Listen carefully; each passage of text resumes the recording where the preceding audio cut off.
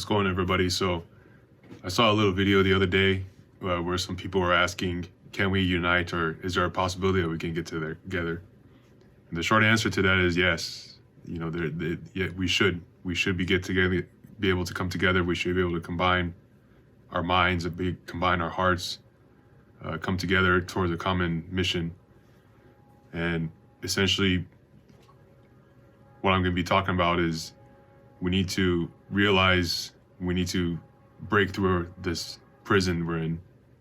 And by a prison, I mean we are shackled towards wrong words and misinformation, wrong ideas, and we are stuck in these silos.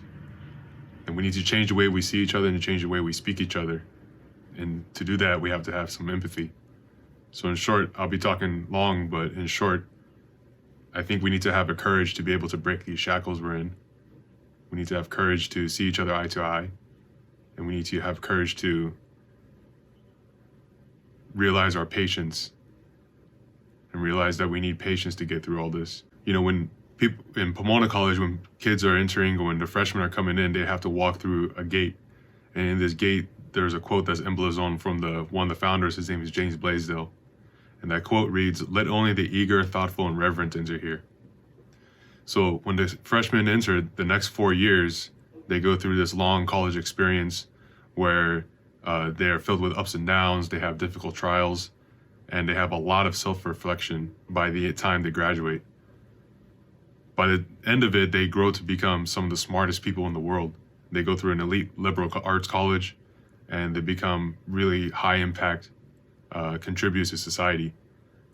Once they go through their graduation, they have to walk through the other side of the gate. And as they walk through the other side of the gate, there's another quote that reads, "They are only loyal to this college who are departing, rear their added riches in trust for mankind." So not many of us have gone to Pomona College. In fact, a lot of us haven't gone, will probably not go to Pomona College, but it's without a question that we've lived through a pretty crazy and turbulent 5 years. And this past 4 or 5 years has given us experience that no other people has really gone through. We've gone through trials, and we are truly going through a time of self-reflection. And we're stuck in a time where no one knows who to trust, what to believe, and when lies and misinformation can make its way into our own personal discourse. What we're seeing is that families are becoming split, and old communities are becoming split, and friends are losing friendships because they can't trust one another. And this is a time where we have to reflect and say, what is going on and how can we fix all this? And the truth is that we have to be better. And this generation we're in and this society we're in, we're the generation that has to be the ones to become better. What happens is that this country was taken hostage by politicians and false leaders who are profiting off this division we're in. You see, they need to make us mad at each other in order for them to keep their jobs. They need to have excuses for us to turn on one another, so they have an excuse to make an argument that'll make them look like they're fighting for us. But in reality, they keep fractioning us, they keep separating us. They need to segregate us to stay victims in their own echo chambers. And they need us to be stuck in our own silos and keep in our own minds, so that way we can expand our thought. This is making us prisoners in their own world of their own making. We're becoming stuck in their own seduction. And we must realize that this is a break from the fair and balanced democracy. So now more than ever, we need to have courage to speak out against this prison we're in. We need to erase this language of vitriol and think of other ways to keep one another informed, one another trusting in one another. And we need to think of ways to keep each other unified. We really need to be the generation that decides to actually ignore all this noise around us and come together for our common good. So you see, during this time of coronavirus, we have become more segregated, more separated from our fellow man. And this increase in segregation only increases a separation, and only increases a misunderstanding of one another.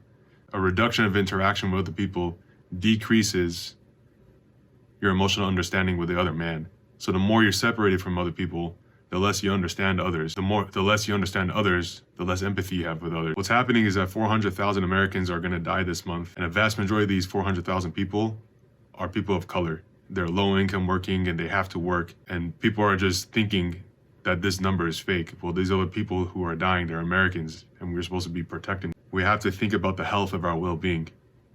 And I ask you, have you reached out to your fellow man? This is something you should just do. This is something you should just think about in reaching out to help. So I've made a pledge. I've made a pledge to look at every other human being with empathy, compassion, and a willingness to learn.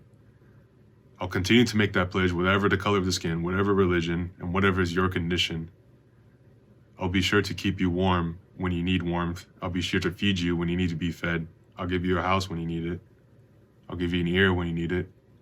I'm here for you. So us Muslims, we have a phrase from the Quran, and it reads, الَّذِينَ آمَنُوا وَعَمَلُوا الصَّالِحَاتِ وَتَوَاصَوْا بِالْحَقِّ وَتَوَاصَوْا بِالصَّبْرِ. What this means is that those who believe and work towards righteousness, they have to come together with trust, and they have to come together with patience. You see, we need to work on this. We need to work together towards this mission of unification. But we need to be patient with our courage and steadfast with our convictions against the vitriolic language that's laid against us. My point is that we shouldn't be pointing fingers at one another over simple matters. We should erase these simple matters and unite, come together. And we need to understand that Americans are suffering, and we need to be the ones to heal them. So finally, I'm going to finish another point from the Quran, and it reads, فَإِنَّ مَعَ الْعَسْرِ يُسْرًا وَإِنَّ مَعَ الْعَسْرِ يُسْرًا. From hardness comes ease, and indeed, from hardness comes ease. So guys, just be courageous. Say what's right, and just remember you're capable of breaking through these shackles. You're able to get through this, and we're all able to get through this, but we have to unite. And you have to be honest about what you're trying to do. If you're dishonest, we're only going to have false leaders. We're going to want to have liars, and we don't need any more lying. We don't need any more people telling us the wrong thing.